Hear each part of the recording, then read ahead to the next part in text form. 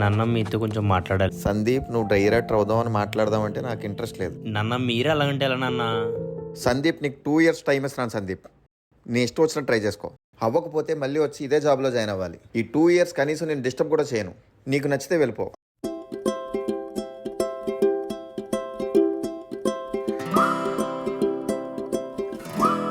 అయితే క్యాంపస్లో వచ్చిన ఉద్యోగాలన్నీ వదిలేసి 2 ఏళ్ళలో డైరెక్టర్ అవుతానని ఇంట్లో చెప్పి వచ్చేసావు.